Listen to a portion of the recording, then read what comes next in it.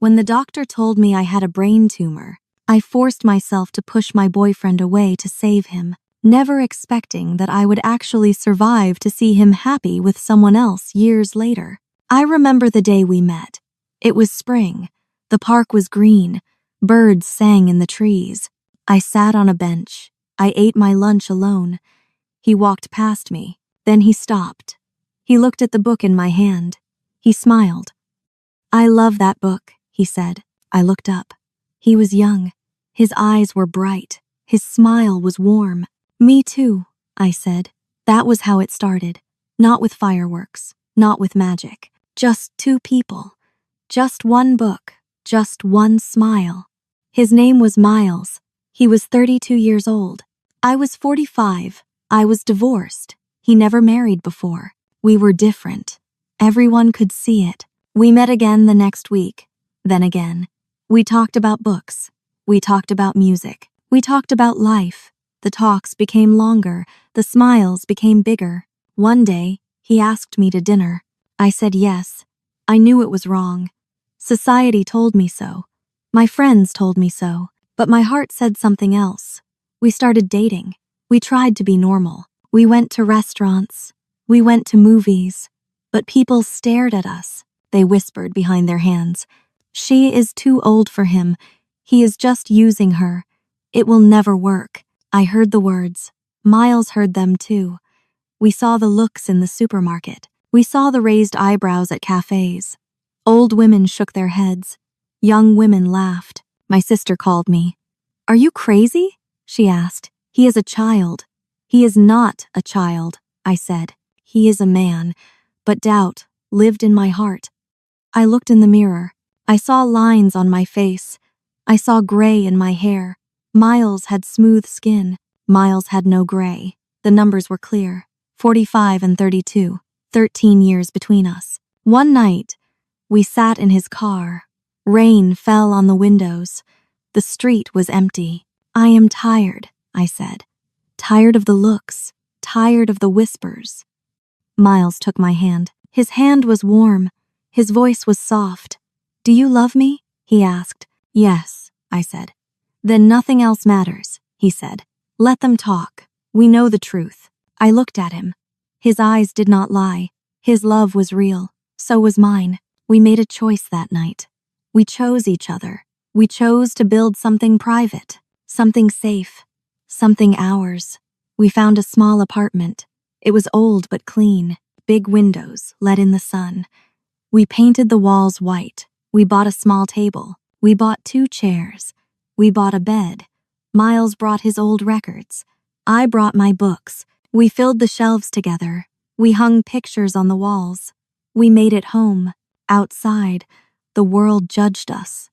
Inside, we were free. We did not hold hands in the street, but we held hands in the dark. We did not kiss at parties, but we kissed in our kitchen. We cooked together. We ate together. We laughed together. On Sundays, we stayed in bed. We read. We listened to music. We forgot about time.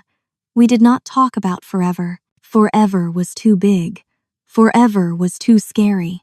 We talked about today. "Today, I love you," Miles said each morning. "Today, I love you too," I said back. That was enough. Today was all we had. Today was all we needed. Friends stopped calling. Family stopped visiting. We became smaller to the world, but we became bigger to each other. On quiet evenings, we sat by the window. We watched the city lights. We drank tea. We said nothing. We needed no words. I was older. He was younger. But in our small apartment, age did not exist. Only love existed. Only peace existed. People saw numbers when they looked at us. They saw 45 and 32. They saw a mistake. They saw something wrong.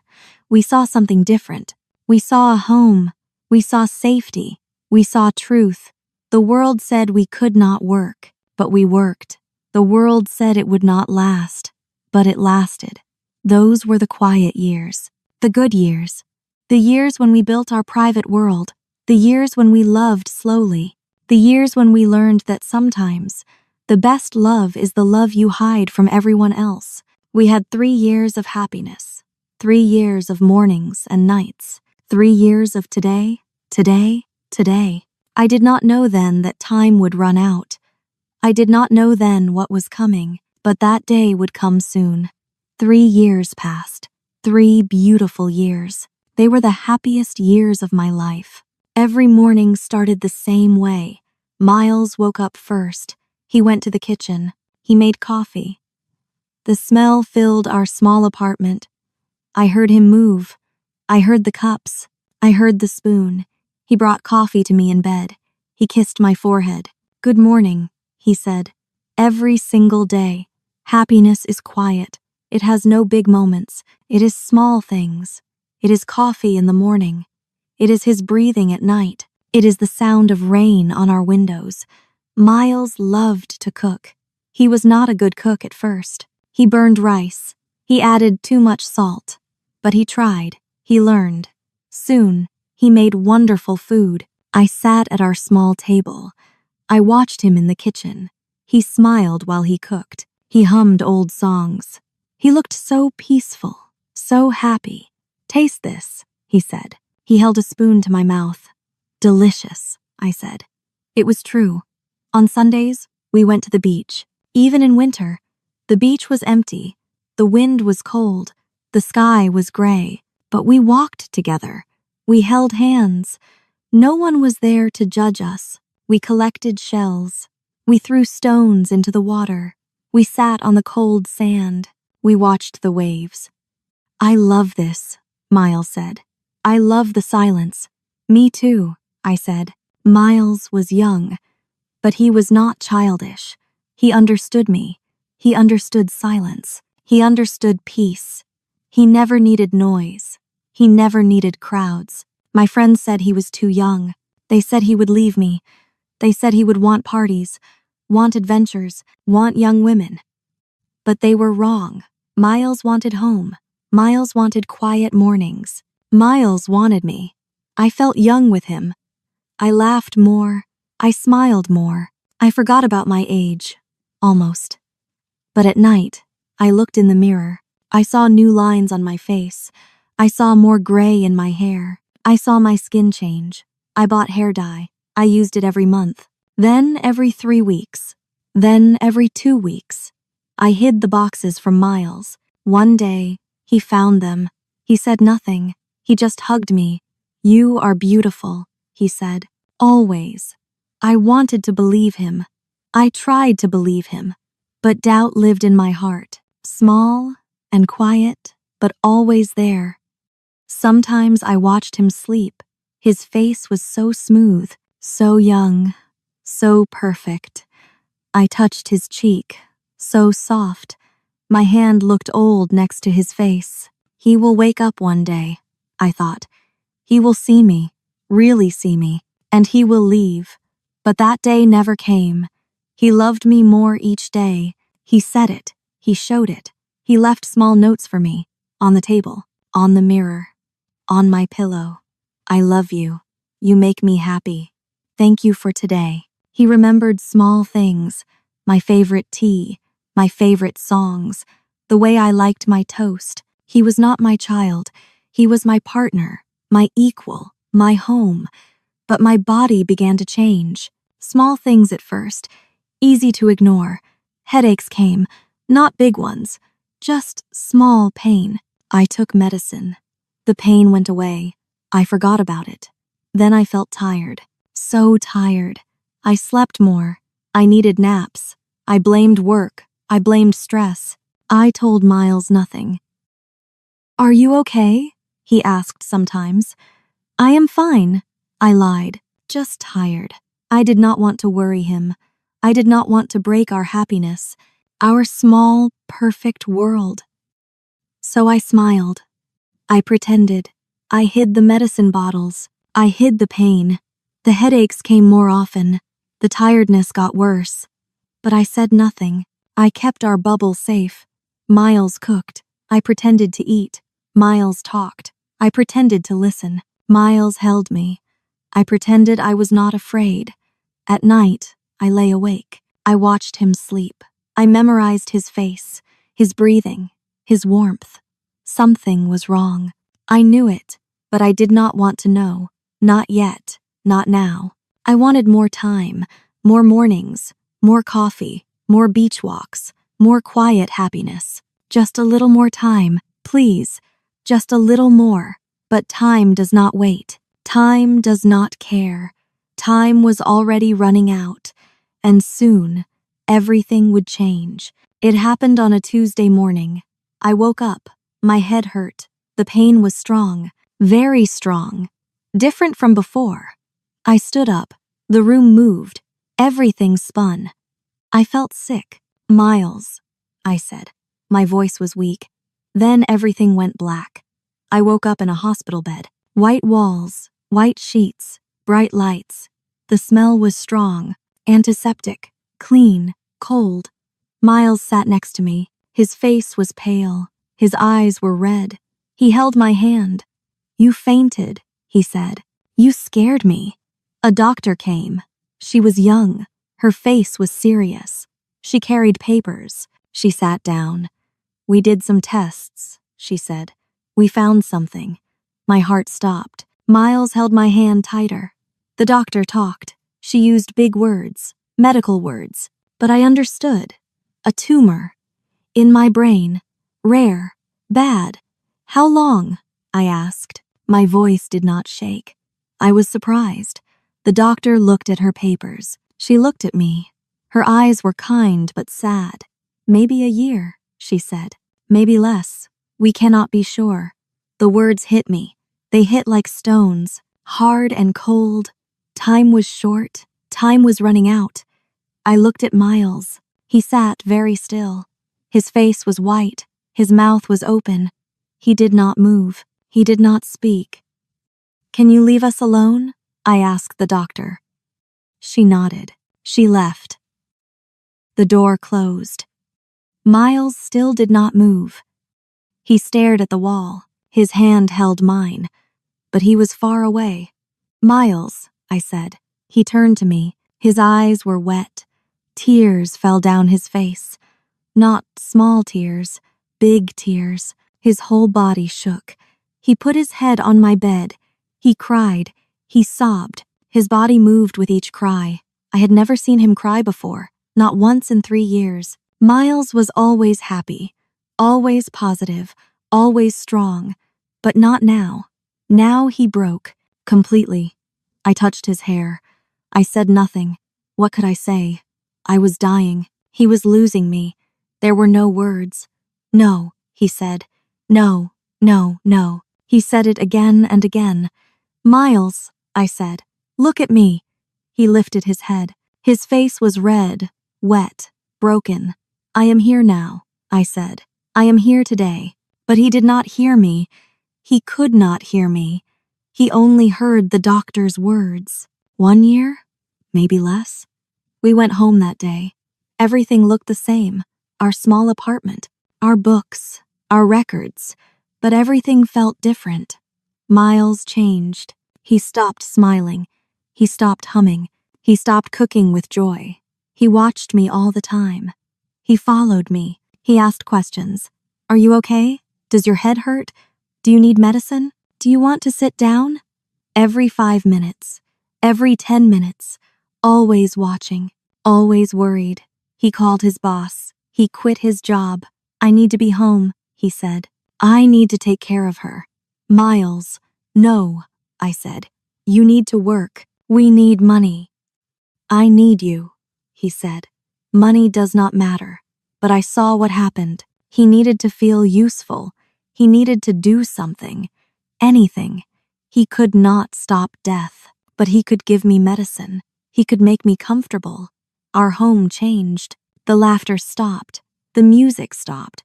Miles walked on his toes, quiet, careful, like I was made of glass. Pills covered our table. Medicine filled our bathroom. The smell was everywhere. Sharp, chemical. Wrong! Miles became my nurse, my guardian, not my lover anymore. He brought me water. He brought me food. He counted my pills. He wrote down times. He slept next to me, but he did not really sleep. He woke up every hour. He checked if I was breathing. He touched my face. He watched me. I miss the old Miles, the happy Miles, the Miles who cooked and sang, the Miles who smiled at nothing. This Miles was scared. This Miles was sad. This Miles was dying with me. I was not afraid of death. Not really. I was 48 years old. I lived a good life. I had love, real love. But I was afraid for Miles. He was only 35, so young, so much life ahead, and he was wasting it on watching me die. He lost weight. His eyes had dark circles. He stopped seeing friends. He stopped playing basketball. He stopped living. Miles, I said one day, go outside. See your friends, please. No, he said. I want to be here, with you. But I saw the truth. He did not want to be here. He needed to be here. He was trapped by love, trapped by fear. He was not living. He was waiting for me to die, waiting for the end. And I could not watch it anymore. I could not let him destroy himself. Not for me, not even for love. I loved him too much. That was the problem. I loved him more than I loved myself, more than I loved life. And because I loved him, I knew what I had to do. I had to let him go. I had to set him free. Even if it broke my heart, even if it broke his, I had to leave. Before it was too late. Before he buried his whole life with mine. Days passed, then weeks. I spent most of my time in bed. My body was weak. The medicine made me sleepy, but my eyes were open. I watched Miles. I saw everything. He woke up early. He made breakfast. He brought it to me. I ate a little. He ate nothing. You need to eat, I said. I am not hungry, he said. He sat next to my bed. He read books, but his eyes did not move. He did not turn the pages. He just sat there, still, quiet, waiting. His clothes hung loose on his body. He lost so much weight. His face looked thin. His eyes looked empty. His phone rang sometimes. His friends called. Come play basketball, they said. Come have dinner. Come have a drink. No, Miles said every time. I cannot leave Serena. He hung up. He sat back down. He stared at nothing. I wanted to scream. Go outside. Live your life. Laugh. Play. Be young. But I said nothing, because part of me was selfish. Part of me wanted him close. Part of me needed him. At night, I could not sleep. I watched him. He slept next to me. But his sleep was not peaceful. He moved. He made sounds. Bad dreams lived in his head. Sometimes he woke up. He checked if I was breathing. He touched my hand. Then he closed his eyes again. I thought about the future. My future was short, clear.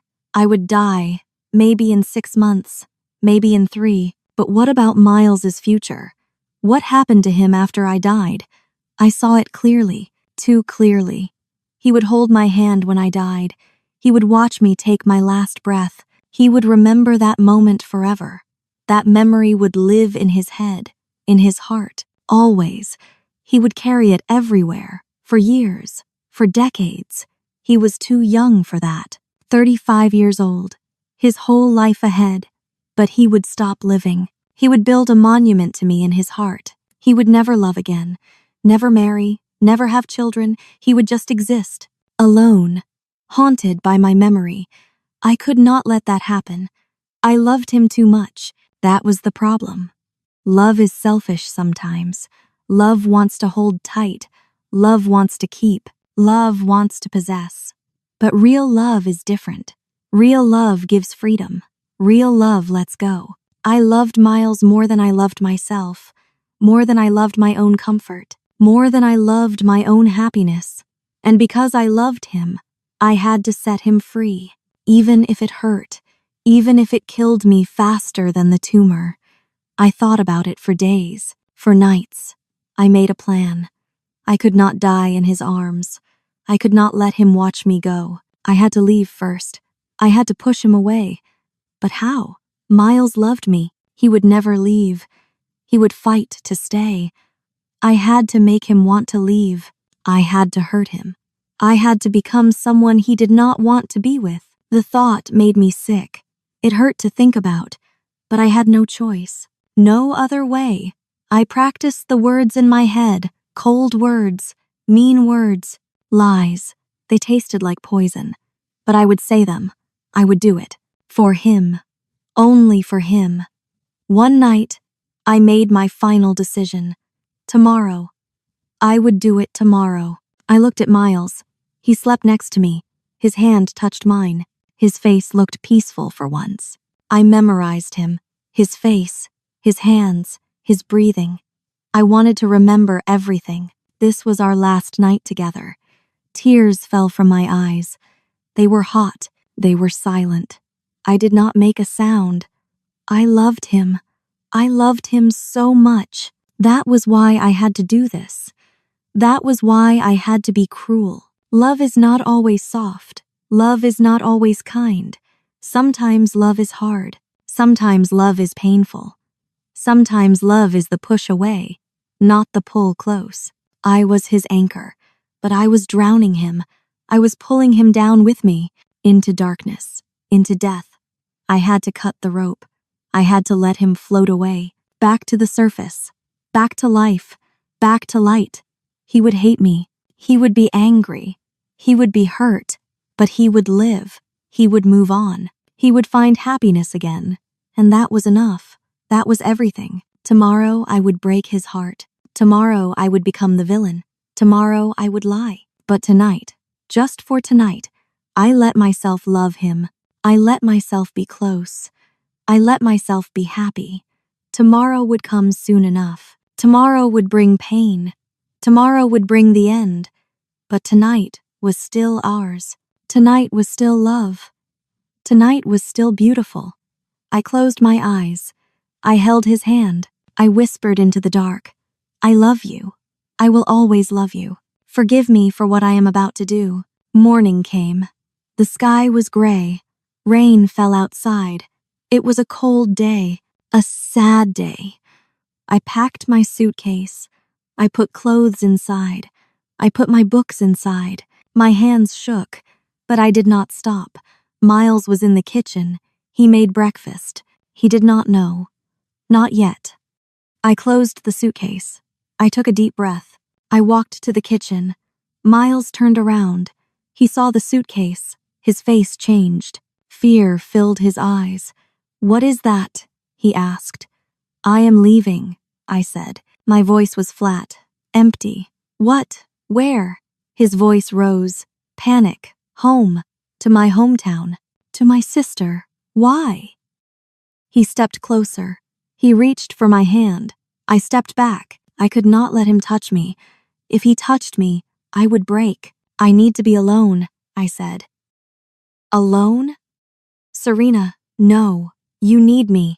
I need to take care of you." "No." My voice was hard, cold. "I do not need you." The words hit him. I saw it on his face. Pain, shock, confusion. "What are you saying?" His voice was small now, like a child. I forced the next words out.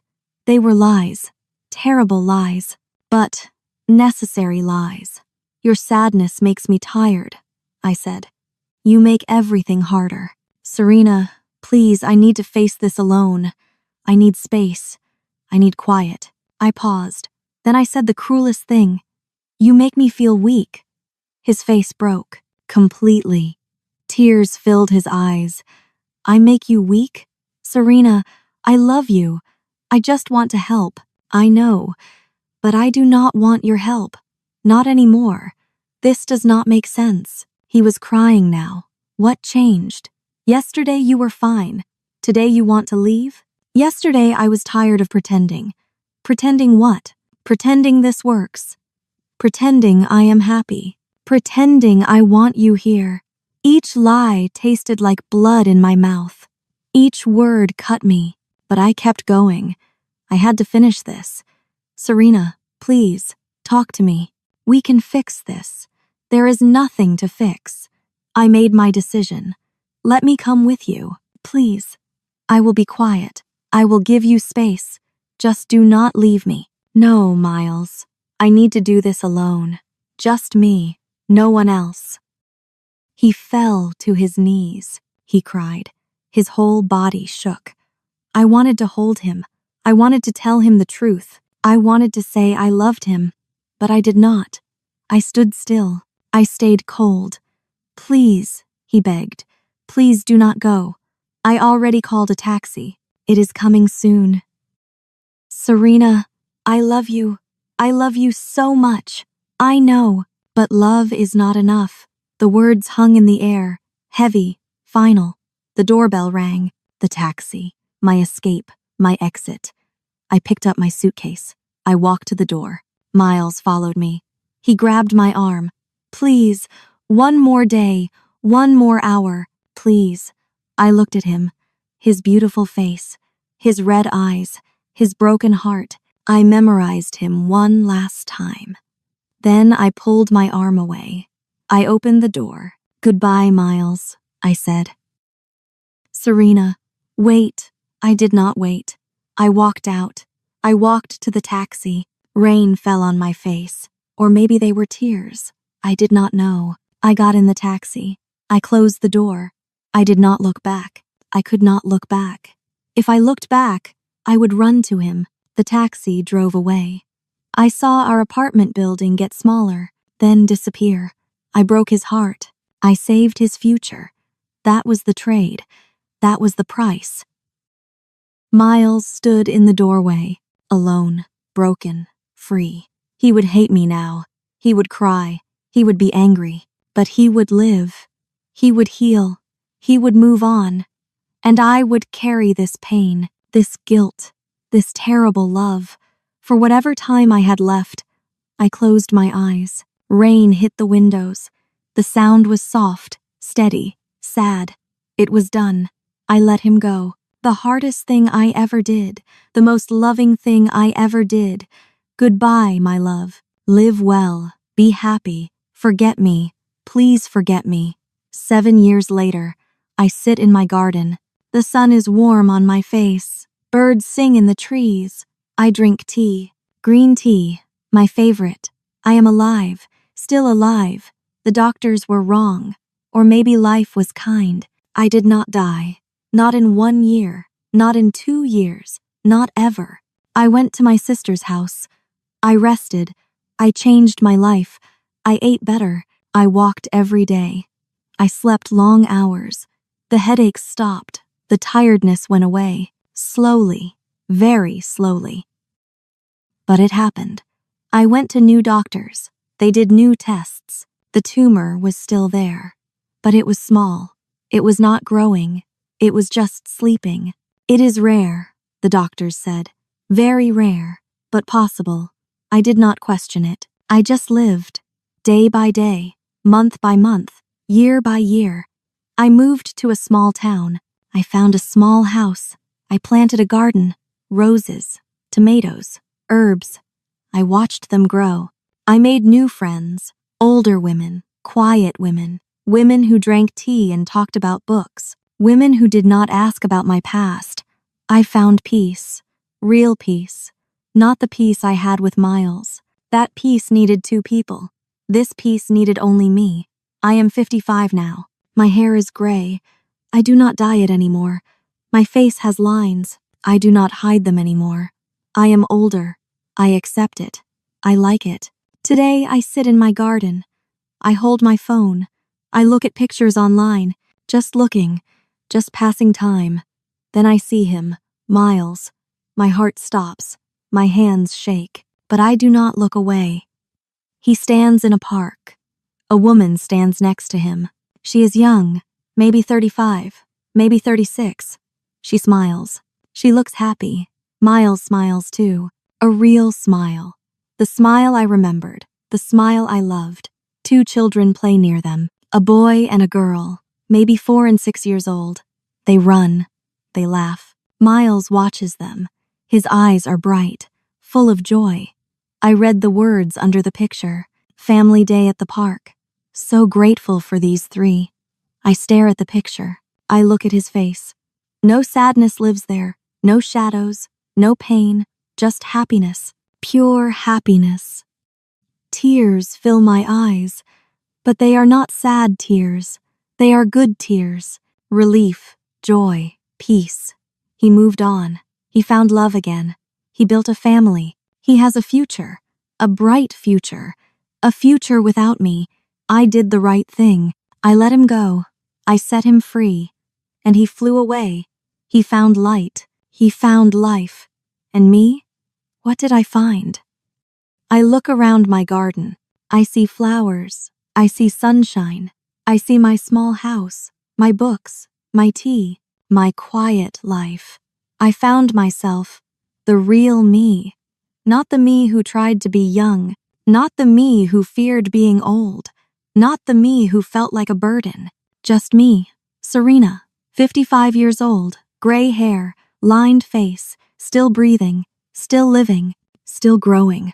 I loved Miles. I still love Miles. That will never change. But I do not need Miles. I do not need anyone. Our love was beautiful, but it was also heavy. The age difference was always there. In every look, in every doubt, in every mirror. I left because I was sick. That is true. But I also left because I needed to. For him, for me, for both of us. He needed freedom to live fully. I needed freedom to stop trying, stop hiding, stop pretending. We both found what we needed, separately, not together. Some people think happy endings mean staying together, but that is not always true. Sometimes happy endings mean letting go. Sometimes happy endings mean two people finding joy apart. He is happy. He has a family. He has children. He has a wife who is his age, who will grow old with him, who will not leave. And I have myself. I have the sun. I have my garden. I have peace. I have the memory of a love that was real, a love that was brave, a love that knew when to hold on and when to let go. I smile. I put down my phone. I pick up my tea. I drink slowly. The sun shines. The birds sing. The flowers bloom. I did not die 7 years ago. I bloomed.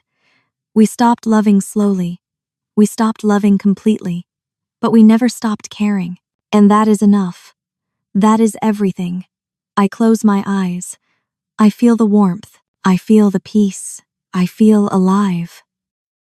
Thank you, Miles. Thank you for loving me. Thank you for letting me go. Thank you for being happy. I am happy too.